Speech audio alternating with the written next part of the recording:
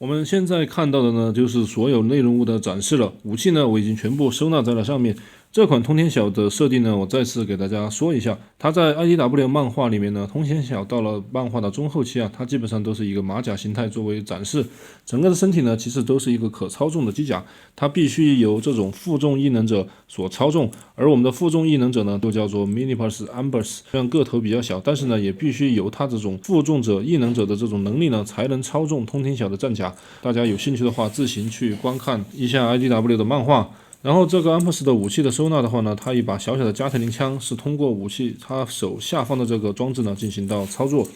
这里通天晓本身呢是有一管大枪，大枪的身上呢首先后面是金属涂装，而中间呢是用到了透明件，看起来的话是有一点能量发光的效果。整个枪身呢它是用到了这种消光处理，看起来磨砂感这种质感呢很棒。铁工厂之前的这种材质在选用方面呢，可能大家会觉得呢是有一点偏硬偏脆的，而这一次的材质呢是用到了大量这种韧性很好的材质，而且不同地方呢所用到的这种料子呢是不一样的，所以说整个的把玩体验拿在手上的这种手感呢非常的爽。然后我必须要给大家说的是呢，这一次它两管这个炮啊，其实是比较吸引我的一点，因为在漫画后期的话，它这个最终决战样式的这个战甲呢，身上是可以附带很多队友的，而队友呢就可以坐在它的这个炮上面呢进行到开炮。铁工厂这一次呢，在这个炮口这里呢，专门这里是做到了一个驾驶舱，里面呢是可以坐进小人的。前面这里呢，驾驶室这里呢可以看到一个瞄准镜。我特意拿出了一款官方的头领战士跟它做对比呢，发现头领战士并不能坐进去。那么这个 MP44所附带的 Spike 呢，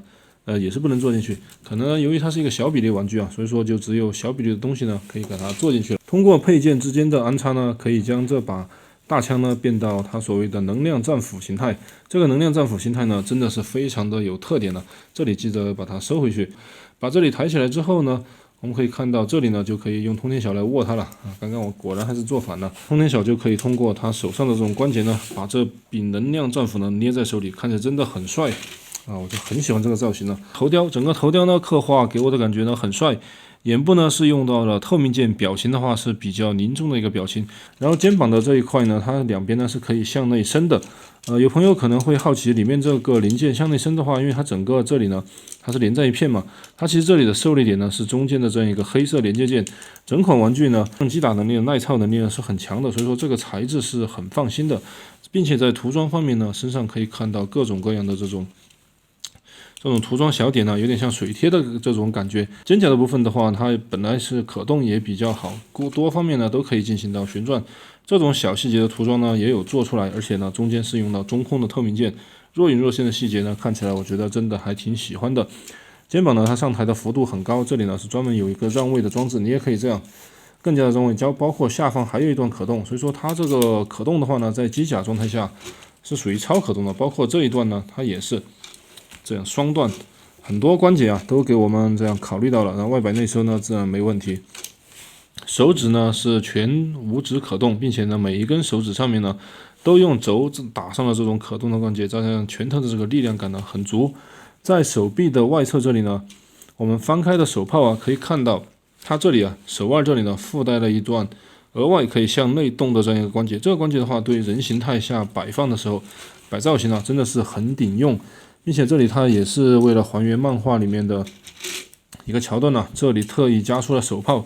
确实是一个移动的城市战斗金刚的感觉。在腰部这一块呢也是比较漂亮的，它是用到了腰部，它是有两段关节，一段呢是上方这里是拉住之后呢，可以看到它本身呢是多了一段拉伸的关节的。如果说你把这里拖出之后呢，它这个像这个腰的这个部位呢，其实是可动还比较大的，而且呢它像高达一样啊，这里的腰部呢特意加入了这种左右旋转的关节。我其实很少在变形金刚里面呢看到，除非是变形需要或者是超可动之外呢，很少看到这种第三方呢会加入这种腰都可动的关节，而且这里不是变形需要啊，我觉得这一块的话挺良心的。当然前方这里呢同样是可以翻出，也是变形需要。但呢咱们这个造型呢，在不翻出的情况下呢，它是不会干涉到腿部可动的。加上你的腰部可动之后，还有它的膝盖呢，也是180度的这种弯折。这款玩具呢，确实是配得上这种所谓的大比例金刚，这个小比例里面的大比例金刚呢，它又伴随着这种超可动的表现啊。刚才把我自己都说的有点绕了，说砸地这些姿势的话呢，是很轻松可以办到的。将这个两腿的旁边的两侧呢打开之后呢，又有这种炮口，所有炮口呢都用到了金属涂装。脚趾的话呢，它这里左右摆动是没问题，然后前后呢是变形需要啊，它这里呢，它有这种向前，看到没？它这两段这个向前可动。说这款玩具呢，其实我相信呢，它在设计的时候呢，是考虑到了一些现在目前流行的一些人偶玩具，或者说是其他品牌的一些非变形金刚的机甲玩具，它的可动呢都引入到了这款玩具上面。所以这款玩具我至少呢，从手上咱们现在初拿到这进的一个把玩体验方面呢，我觉得呢是对得起我很久的这种期待的。因为我家里的话，我个人呢，其实对通天晓这个角色啊，并不是算太感冒的吧，所以说我就没有收太多的通天晓角色。在这里呢，可以给大家给出的一些呢，是比较市面上会看到的比较多的通天晓的玩具。首先呢，右边呢是这次以之前的铁工厂所推出的黑狗队大合体，跟它做到一个比较的话呢，个人呢我觉得可以是还原到漫画当中各自的身形吧，但是由于变形比较复杂呢，我就不一款一款的介绍了。这边呢是领袖之阵、野兽之战的 V 级的通天晓，可以看到他们在身高上的差距其实已经不大了，而且就连头部的这个大小呢也是差不多的。这两个呢，甚至你都可以把它想象成一个比例。这一次呢看到的是围城的这款通天晓，它是马甲通的形式，等一下我们再拆出来。而左边呢就是这款大师级的通天晓了。好，现在看到的呢，左边就是围城的这款通天晓，我这里呢是加了配件包之后呢，整个身高高了一些。右边呢是航行家级的擎天柱。大家就可以看到呢，跟正常比例的玩具呢摆在一起是大概是个什么一个概念。然后我们拿出这次比较热门的这个核心级的老鼠和航行家级的猩猩队长，可以看到呢，他们几个站在一起的话，我个人感觉，如果你不知道它是通天晓的话，站在一起还挺和谐的。但是由于它是通天晓本身就是很大的嘛，所以说站在一起还是有一点奇怪。好，接下来呢，我还是让他找一点自己可以匹敌的对手吧。首先呢，就是 New Age 出品的声波。然后呢，是铁工厂自家出品的这个堕落金刚，这堕落金刚真帅啊！大家想看的话呢，屏幕上面打1吧，告诉我，如果看的人多的话，或者是点赞的多呢，我就给大家做这个堕落金刚吧。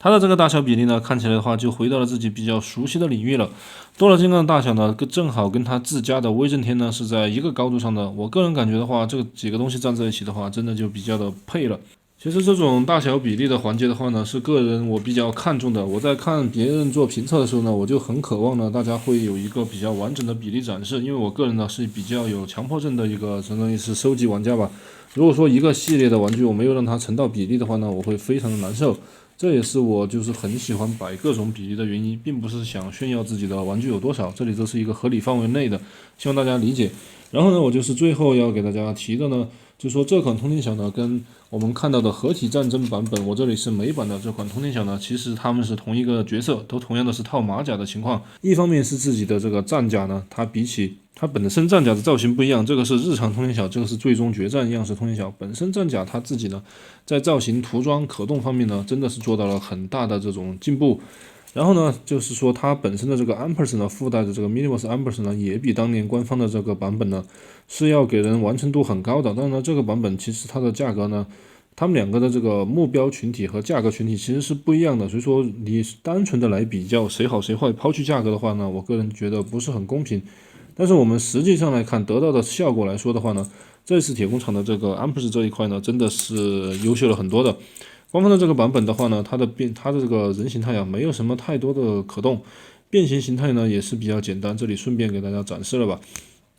就是它就像一个就是迷你金刚的那种感觉吧。好，变到这个状态之后呢，它就是一个小小的这种赛车的造型，其实看起来也还可以。然后这一次的 Ampersand 的话呢，它首先本身的这个涂装刻画就做的相当的优秀，大家从视频里面都可以看到，整个涂装真一丝不苟，而且这个玩具的手感呢，真的就是跟官方现在的这种比较紧凑的核心级差不多。所以说，我觉得这款玩具的话，它在这个小的 Ampersand 上面呢，真的是做了很大的心思。因为如果说熟悉漫画的朋友都可以知道，Ampersand 呢才是通天晓的灵魂，小小的身体呢承载了巨大的重量，并且呢它非常的勇敢。我们把这块变形的话，它比较简单了，把手这两边呢向后这样摆回去，然后这个轮子的话先翻下来再说吧。然后整个身体的部分呢，它这里是需要旋转一下，然后利用它这里黑色的这个双动关节啊，这样搓动一下，把它这个腿呢进行到一个缩腿的动作。这一块的动作呢，我个人感觉的话，变出来以后，大概是这个效果。其实变出来以后效果还可以。等一下再给大家展示第三个形态。这个手在翻过来的时候呢，要保证它两边的这个卡扣呢都是扣在一起的。扣好之后呢，拿出刚才这把枪，它自带的这个枪呢，给它扣在这个上面。然后前面的轮子呢，它这里是前方是有卡点的，然后再把它就向外稍微施点力，然后把它卡在这个卡点上。然后安博士的汽车形态呢就变形完成了，放在桌面上之后呢，就可以看到它这个真的就有点玩这个围城的这个迷你金刚的感觉了。这几个小车摆在一起，我觉得还挺有意思的，而且这个小车呢，它身上的这个涂装啊还可以，有点像一个赛车。接下来呢，就展示它跟通天晓马甲的合体形态。合体形态之前，先把这个手呢再旋转一下，反过来之后，把这一块呢，它这里又是双关节，这个双关节我感觉有一点紧，所以说掰起来的话，就变形没那么快速，但是呢，也是在一个比较可以接受的范围内，而且呢，它这样紧一点呢，其实保证了它的这种紧凑感嘛。好，变成到我们现在这个状态之后呢，把这个轮子稍微向后收一下。好，收到这个状态之后呢，它这里呢就准备完成了。接下来看到通天晓它的本体的部分呢，由于前面这里是卡扣嘛，把这里包括下方的这个卡扣呢先解锁。解锁之后呢，整个通天晓就出来了，就方便于我们进行到变形。然后它两边黑色键的两边呢，也是两边有卡扣，把这两个卡扣呢向外掰。它反正这一次的材质啊，真的很爽快，这个就随便掰吧，没问题。坏了以后，反正人家售后也很好的。这里是一个卡点，第二个卡点和第三个卡点。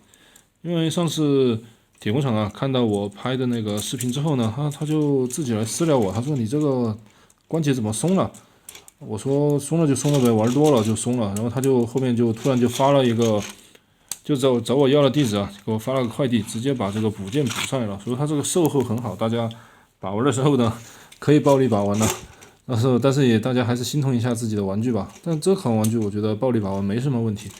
然后把这里腾出之后呢，可以看到这一块就比较相当于是准备好了，然后再把这整块呢给它塞进来。这一点的话呢，我觉得比起 IDW 的版本呢，可能它要兼顾更多的可动吧，所以说就在这个后面做到了设计。我感觉的话，塞回来的这一步的话有一点难受。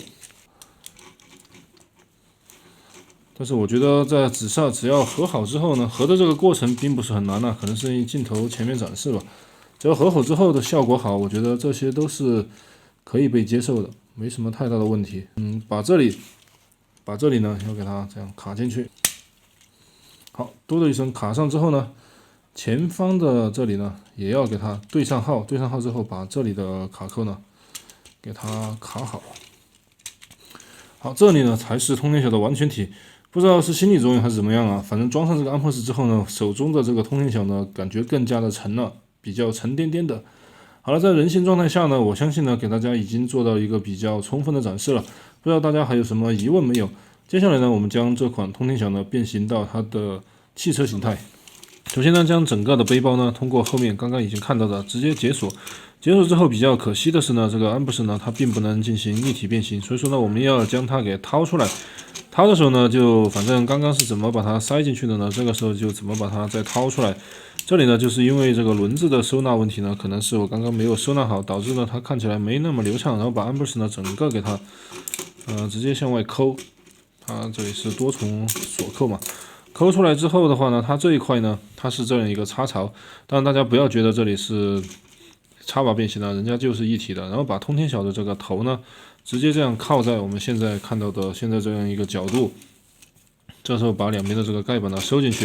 然后呢再把这个地方呢给它变回来之后，然后通天晓它你可以看到呢，它这两边呢是有这个细节键。然后把这个头给它摆进来之后呢，现在滑到了这个位置，可以看到下面黑色的这个连接杆的位置呢，我们要把它向后刨到现在视频当中的这个位置，然后再呢通过它这里的连接滑槽呢，把这块两边的车头呢就可以直接给它密合过来。合到这个位置之后呢，车头的感觉呢就快要出来了。这个时候呢，我建议大家呢捏住这个它的这一块呢。把这里呢给它打出来，打出来之后可以看到里面的这个结构呢是有固定的结构，另外一边呢也是一样，从这个方向来看。好，这里直接打开之后呢，我把这里呢也要给它提前翻开，另外一边呢也翻开，翻开之后呢，整个后背呢其实就可以看到比较的这种空洞了。现在空洞之后呢，看到里面这里是有两个轮子，轮子的结构呢就直接进行到翻转就行了。这一点的翻转呢是比较简单的操作。好，这个时候再来看到，因为说明书上啊，它这里到这一步之后呢，它看起来是像是把上面的这个炮呢压下来，其实不是，它是这样，通过这里的这种，这里是有个双关节嘛，它先这样第一下，然后第二下，它这个手呢就完成了180度的折叠，另外一边呢也是一样，首先是第一下白色跟蓝色的零件，然后呢再是银色跟蓝色的零件，这是第二下，整个这个操作变好之后呢，我们就要将整个它这个手呢就是这样旋转。我们再来一次，这样直接旋转下来，然后呢，刚刚大家的这个手的位置呢，要怎样朝内，这样再旋转一下。它其实呢用到了比较多的这种翻转结构，翻转到这个位置之后呢，可以看到一边的这个车头呢，它就收纳好了，另外一边也是一样啊，先翻转下来。翻转的这个同时呢，我们把这里要收进去，记得把这一块呢翻转这个位置，手指呢就直接这样打过来就可以了。然后呢，它就保持到了现在的这种变形状态，把这里呢给它塞进去一点。它下方呢，其实下方我是没有找到卡点，但是它本身两个这个之间呢，它是有卡点的。这样卡好之后呢，它是这里呢还是有卡点，就在车头的这个位置呢，它可以卡在这个白色零件上。所以很遗憾的，这个车头它是不能这样旋转的。好，变好之后呢，差不多现在目前的这个车型呢就快要变出来了。零件这样向后这样旋转，轮子呢就朝下，把前面这里收回来。另外一边也是一样，把这一块呢这样整个旋转，这里收回来，然后再打开它的这个白色的舱盖。打开之后呢，它这一块就可以这样旋转了。旋转到差不多现在这个位置之后呢，我们看到另外一边呢又把这个舱盖呢给它先打到这个位置。这个时候很明显的看到呢，它的这个后半部分呢就快要形成了。旋转一下它整个的这个腰身的部分，然后我们可以看到它两边的这个细节啊。首先呢，我们先把腿的中间呢给它这样合并住，合并之后看到这里那个零件，这个零件呢，其实在人形态下呢，它还是可以这样有翻出的机构的。当然在车形态下呢，它就是要打成这个状态。然后呢，它下方的这里卡扣解锁之后，将整块零件进行到旋转，它里面呢是这里呢是本身是有一个连接的滑槽的，把这个连接的滑槽呢这样打下来之后，我们检查一下整个身体呢是否对准。这时候呢，这一边呢就可以直接通过这个黑色零件呢扣在它的蓝色零件上方。我们检查一下它的零件之间的关系，这点扣的话呢，有时候会扣不到很紧。然后另外一边呢也是同样，把它弯折下来之后呢，把这块零件呢稍微是有一点向内这样的感觉呢，再给它扣进去。两边都扣好之后呢，这款通天晓的车型呢大概就要出来了。然后呢，就是它上方这一段呢还有一段卡扣，就这里呢直接扣在刚刚这个白色的零件上面，就形成了它的一个像桥一样的装置。这一边呢也是同样。我们再看到它的这个武器的部分呢，先把两边的这个炮呢，可以看到炮线目前是这个样子吧。这个炮呢，它是这边呢是有一个这种连接装置，然后另一边也是同样的连接装置。把这里连接上之后呢，这边的一门炮呢就搭载好了，另外一边也是同样。我们拿出在车型状态下的这个 ambush 呢，跟它进行到收纳，直接打开这边像舱门一样的东西呢，把这个 ambush 的小车呢直接塞进去就可以了。但是我好像发现，如果说你在搭载武器的情况下呢，是不那么好把它放进去的，就稍微要做到一些调整。这里先把车，咱们先这里是要人球封过了，先把这个车呢给它塞进去，在这个状态下呢，把它的这个两边呢，把这个加特林身上的这个武器小炮呢，也给它收纳在车上，然后这边呢就可以关门了。关上门之后呢，我们同样看到它这个位置呢，这个位置在枪的后方呢，这里是有两个连接件的，这正好呢就连在它的这个也是腿上。好，这边连好之后呢，然后再把最后这个装甲合并起来，这款通天晓的车形态呢就完完全全的变形完成了。在车型状态下的这款通天晓呢，同样是给到我很大的惊喜。首先呢就是这个推车了，我第一次玩到这个铁工厂的车形态的玩具有这么顺畅的推车的。为什么呢？是因为首先它本身玩具的这个自重呢，相对其他玩具来说还是比较重的。第二呢，它这一次呢，竟然是加上了全部的这种塑料轮胎。这个是比较罕见的一种铁工厂的所有我们看到4对轮子，总共8个轮子呢，全部是用到了橡胶轮胎，而且特别呢，中间胸口的这一对呢是个隐藏轮子，就是为了辅助滑动所使用的。那整个玩具你只要变形到位之后呢，它的这个滚动性呢真的很舒服。可能大家觉得我有点像那个小孩子吧，就喜欢把玩具滚来滚去的，我就是喜欢呢玩这种有推车感觉的这种变形金刚的玩具。它整个拿在手里的一体性的话呢。大家最近很流行来砸玩具啊，但呢这款玩具它是不能这个随便乱砸的，因为它毕竟这款玩具其实还是要求会高一点的。但砸完之后呢，可以看到身上也没有什么太多松垮的地方，我感觉呢还可以，而且加上它身上这种有点像一个战斗要塞，你稍微把它变形了，变成一个战斗基地呢，也是问题不大的。然后这款玩具的话，至少在车形态下呢，第一一体性比较好，第二呢可以看到质量滚动性呢也是比较好的。咱们来比较一下它的整个的大小吧，这是围城的这个大小。然后呢，这是官方 IDW 里面的 Amperse， 官方的 IDW 版本呢，它并不能一体收纳这个 Amperse。钛系列的补天士，钛系列的这个补天士呢，我感觉的话，车形态似乎是有一点像是在一个比例上的，但是也不是很像。就拿出这个 THS。相当于是今年的这款擎天柱呢，这两玩意儿车头还是一样的。我觉得这个如果说你有 THS 的朋友的话呢，一定要买一个这个通天晓来搭配它。这款通天晓 IDW 通天晓，还看到在造型上呢，铁工厂的这款玩具在设定的时候呢，因为确实本身大家都是漫画造型嘛，所以说它是比较接近这个 IDW 通天晓的造型的。但是同时呢，由于它是最终决战这个样式啊，所以说呢，它比起这个当时的这个普通版本的通天晓来说的话，身上的这种战斗成分要更多一些。前方这种可以伸出的这种炮口啊，包括后方的这种细节刻画呀，